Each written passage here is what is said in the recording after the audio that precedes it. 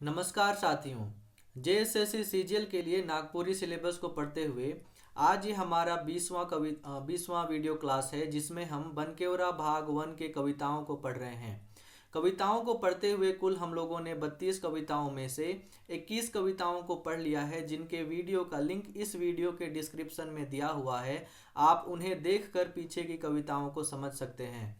आज के इस वीडियो क्लास में हम 22वां कविता को पढ़ेंगे, जिसका नाम है बाथा। बथा। बथा कविता के लेखिका हैं, कवित्री हैं शकुंतला मिश्र। शकुंतला मिश्र ने इस कविता को एक उजाड़ पेड़ को पात्र बनाते हुए उसके दर्द को दर्शाते हुए इस कविता को लिखा है कि जब एक जंगल को उजाड़ा जाता है, जब एक जंगल को काटा जाता है, तो जो पेड़ हैं उनको क्या दुख होता है, उसको दर्शाते हुए इस कविता को लिखा गया है। हरियर बन कर माझे उदास खड़ा ठुठंगो गज। हरियर मतलब हरा, बन कहने का अर्थ है जंगल, कर माझे कहने का अर्थ है कि जंगल के बीच में, माझे का अर्थ होता है बीच में, उदास कहने का अर्थ है उदास, खड़ा कहने का अर्थ है खड़ा, ठुठंगू कहने का अर्थ है एक उजड़ा हुआ पेड़, गज कहने का अर्थ है गज। तो इस पहले पंक्ति के माध्यम से अगर हम इनके इस पंक्ति का अर्थ समझते हैं तो इसके माध्यम से कवित्री क्या कहते हैं, तो इस पंक्ति में कवित्री कहती हैं कि हरे भरे इस जंगल के बीच में उदास खड़ा है एक उजड़ा हुआ पेड़। आगे कवित्री लिखते हैं, उकर उपरे बरखा कर बरसत पानी, ढरकत है उकर सुखल छाती में। जैसे ढरकेला लोर जब झरेला मांग से सिंदूर, आँख से झरेला लोर जब सुना होवेला कोरा माय कर। देखिए, उकर मतलब उसका, मतलब कि यहाँ पर जो ठुठंगू गच है, मतलब जो यहाँ पर उजड़ा हुआ पेड़ है, उसे यहाँ, उसके लिए यहाँ पर उसकर लिखा गया है। ऊपरे मतलब उसके ऊपर से, बरखा कहने का अर्थ है वर्षा, कर मतलब वर्षा का, बरसत पानी मतलब बरसता हुआ पानी, ढरकत मतलब कि जो ढलता हुआ, ढरकता हुआ मतलब ऊपर से नीचे गिरता हुआ। हे कहने का अर्थ है, उकर्ष कहने का अर्थ है उसका, मतलब ठुठगु गज का मतलब उजड़ा हुआ पेड़ का, सूखल मतलब सूखा हुआ, छाती कहने का अर्थ है छाती में, जैसे जैसे कहने का अर्थ है जैसे, ढरकेला कहने का अर्थ होता है ढरकता है, लुघड़ता है, लोर कहने का अर्थ है जो है वो आंसू, आंसू को यहाँ पर लोर कहा गया है। जब झरेला कहने का अर्थ है कि जब झड़ता है, जब उजड़ता है, मांग, किसी मांग मतलब यहाँ पर किसी व्याहता स्त्री का मांग का सिंदूर को उजड़ने के बारे में कहा गया है। आँख से मतलब आँख से, झरेला कहने का अर्थ है जो झरझर करती हुई, जो आँख से आंसू बहते हैं उसे कहा गया है झरेला। लोर, लोर का मतलब होता है आंसू। जब सूना होवेला कोरा माय कर, मतलब जब सूना होता है, जो गोद है, कोरा कहने का अर्थ है गोद, माय कर कहने का अर्थ है माँ का। तो इस पंक्ति के माध्यम से अगर हम यहाँ से लेकर के यहाँ तक को अगर हम देखें, तो इस दूसरे पंक्ति के माध्यम से कवित्री क्या कहना चाहती हैं, तो इस पंक्ति में कवित्री कहती हैं कि जिस प्रकार एक व्याहिता के सिंदूर मिटने से और एक माँ की गोद सूनी होने से अनंत दुख होता है, ठीक उसी प्रकार उसके मतलब उजड़ा हुआ पेड़ के ऊपर से वर्षा का बहता हुआ पानी उसे अनंत दुख दे रहा है। ऐसा कवित्री इस दूसरे पद के माध्यम से कहते हैं। आगे कवित्री लिखते हैं, इतना बाथा काले का आपन मेटत, अस्तित्व ले का याद होत है आपन बीतल दिन, जब भंवरा फूलक रस चिभत रहे आदमी सुस्तात रहे उकर घन छाइहर में, देखत रहें ऊपरे लदराल फर के झबराल डायर के, सरहात रहें उकर सुंदर के, का से दुख सताल है साइत नहीं। इतना का अर्थ है इतना, बाथा का अर्थ होता है दर्द, काले का अर्थ होता है क्यों, का मतलब क्या, आपन कहने का अर्थ है अपना, मेटत कहने का अर्थ है मिटता हुआ, अस्तित्व कहने का अर्थ है अस्तित्व, ले कहने का अर्थ है लिए, का मतलब क्या, याद मतलब याद हो रहा है, होत है कहने का अर्थ है याद हो रहा है, आपन कहने का अर्थ है अपना, बीतल कहने का अर्थ है बीता हुआ, दिन कहने का अर्थ है दिन, जब भंवरा, भंवरा कहने का अर्थ है भंवरा, फूलक कहने का अर्थ है फूल, पेड़ के फूल को कहा गया है, रस कहने का अर्थ है रस, चीभत कहने का अर्थ है जो भंवरा है वो पेड़ के फूलों का रस को चूसता था तो उसको चूसने को कहा गया है चीभत, रहे कहने का अर्थ है रहे, आदमी कहने का अर्थ होता है आदमी, सुस्ताद कहने का अर्थ है आराम करता हुआ, रहें कहने का अर्थ है रहते थे, उकर कहने का अर्थ है उसका, घन कहने का अर्थ है घना, छाई कहने का अर्थ है छाया में, देखत मतलब देखता था, रहें कहने का अर्थ है देखते थे लोग, ऊपरे कहने का अर्थ है ऊपर, लदराल मतलब कि लदराल फर कहने का अर्थ है कि बहुत ज़्यादा ऐसा डाली जिस डाली में बहुत सारे फल फले हुए हों, वैसे डाल को जो है वो लदरा, वैसे डाल को जो है वो लदराल डार कहा जाता है, और वैसे फलों को जो बहुत ही ज़्यादा मात्रा में किसी पेड़ में फले हुए हैं उन्हें लदराल फर कहा जाता है नागपुरी भाषा में। झबराल डायर के मतलब घने जो डालियां हैं उनको कहा गया है झबराल डार, डायर कहने का अर्थ है डाल, पेड़ की डाल, सरहात कहने का अर्थ है उसका तारीफ करना, सरहात रहें तारीफ करते थे, उकर कहने का अर्थ है उसका, सुंदर कहने का अर्थ है सुंदरता का, मतलब ये जो ठुटंगू पेड़ है उसकी सुंदरता का से दुख सताल है, क्या यही दुख जो है वो सता रहा है, शांत नहीं कहने का अर्थ है कि शांति नहीं। तो अगर हम इस पूरे पंक्ति के माध्यम से कवि क्या कहना चाहते हैं, कवित्री इस पंक्ति के माध्यम से क्या कहना चाहते हैं, उसको अगर उनका भावार्थ को समझें तो वो कुछ उनका भावार्थ इस प्रकार से होगा।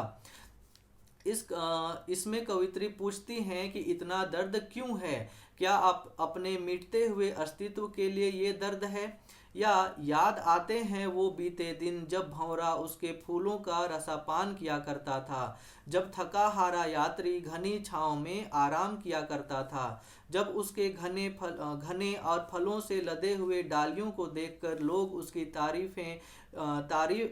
उसकी सुंदरता की तारीफें करते थे, क्या यही दुख है जो उसे बेचैन कर रही है। कवित्री ऐसा पूछती हैं। आगे कवित्री लिखते हैं का याद होत है वो दिन जब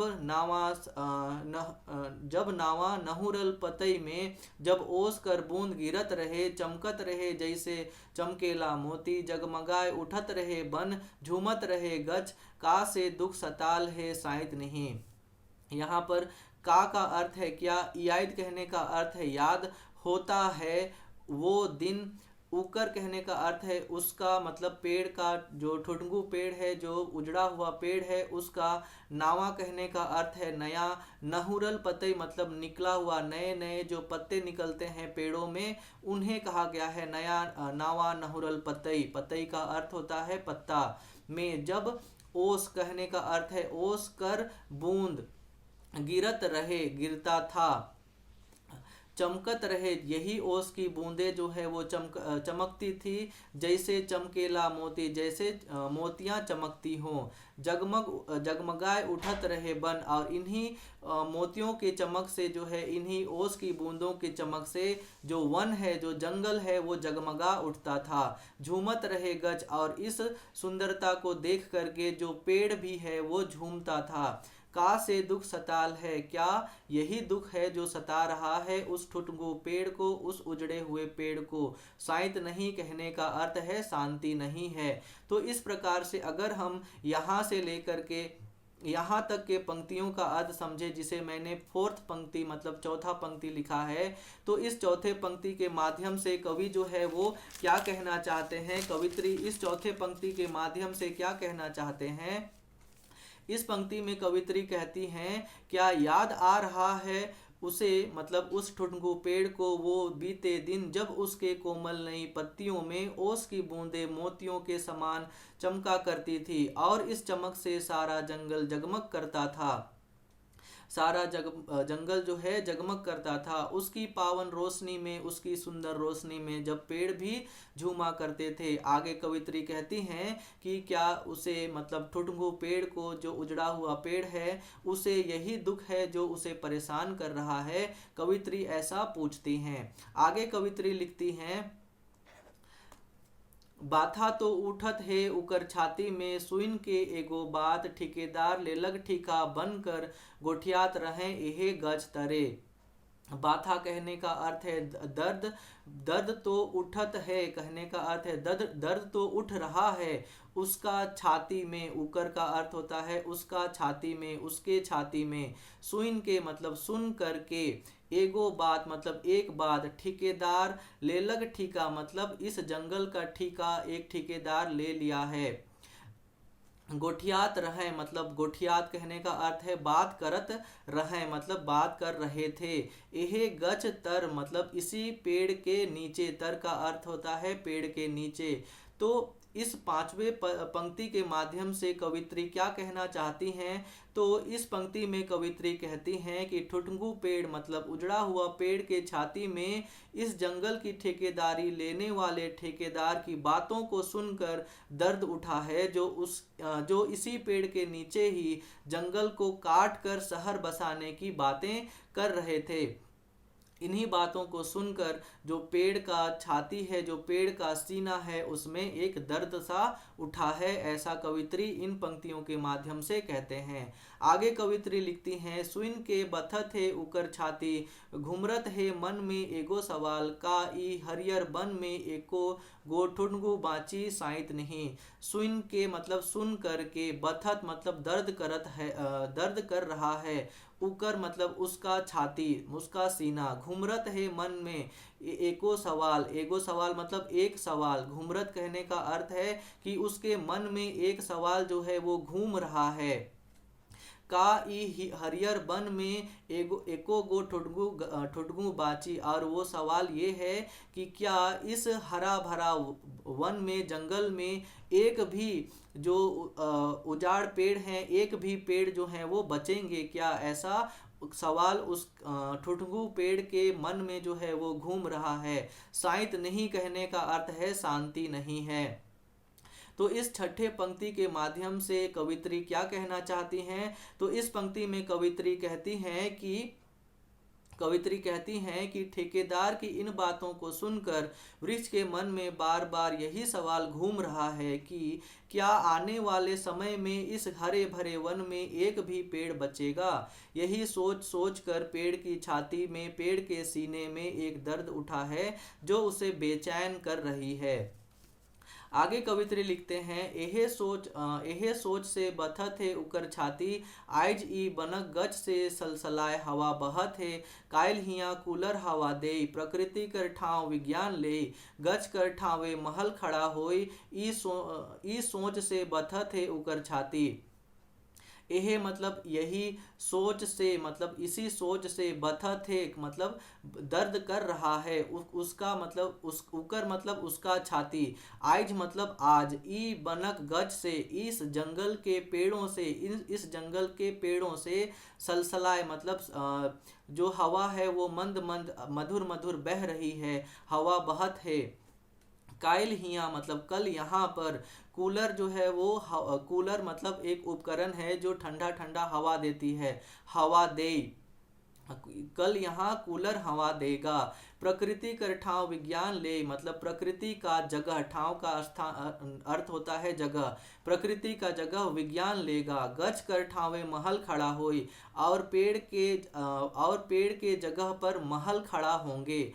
इस सोच से बथत है उकर छाती, यही सोच सोच करके जो ठुठगो पेड़ है, जो उजाड़ पेड़ है, उसका सीना दर्द कर रहा है। तो अगर हम इस यहाँ से लेकर के यहाँ तक की पंक्तियों का भावार्थ समझें कि इन पंक्तियों के माध्यम से कवित्री क्या कहती हैं, जिसे मैंने सातवां पंक्ति के रूप में लिया है, तो इस पंक्ति के माध्यम से कवित्री कहती हैं कि ठेकेदार की बातों को सुनकर जब पेड़ यह सोचता है कि आज यहाँ मीठी मीठी हवा, पेड़ पौधे दे रहे हैं। कल यहाँ कूलर हवा देगी, प्रकृति की जगह विज्ञान लेगी, पेड़ों के स्थान पर महल खड़ा होंगे तो पेड़ के सीने में एक दर्द सा उठता है जो उसे बेचैन कर देता है। ऐसा कवित्री इन पंक्तियों के माध्यम से कह रही हैं।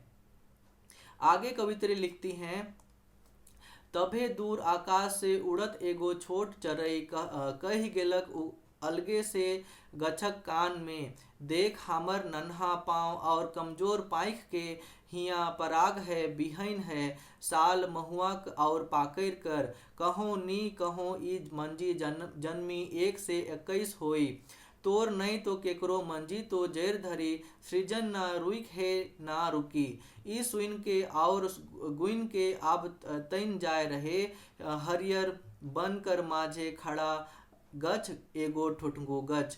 तो देखिए यहाँ तभे का अर्थ है तभी, दूर से दूर कहने का अर्थ है दूर, आकाश कहने का अर्थ है आसमान गगन, आकाश में उड़त एगो छोट चरई उड़ता हुआ एक छोटा सा पंछी, कही गेलक मतलब कह करके गया, अले से मतलब धीरे से, गछक कान में मतलब पेड़ के कान में, देख हमर नन्हा पाँव और कमजोर पाँख के, देखो हम मेरा इस नन्हे पाँव और कमजोर पंख को, हिया मतलब यहाँ, पराग है मतलब पराग कण है, विहीन है मतलब कि इन्हीं पराग कणों से जो है वो बीज बनते हैं और वही बीजों से पेड़ जो है वो जन्म लेते हैं। और जो जिन बीजों से हम किसी पौधे को उगाते हैं उन्हें हम बिहीन कहते हैं, बिहन कहते हैं नागपुरी भाषा में। तो यहाँ पर बीज के लिए जो है वो बिहन शब्द का प्रयोग किया गया है। साल महुआ और पाकेर का, तो साल महुआ और पाकेर ये पेड़ के नाम हैं। कहो नी कहो ई मंजी जन्मी मतलब कहीं ना कहीं ये जो परागकण हैं, ये जो बीज हैं वो कहीं ना कहीं जन्म लेंगे।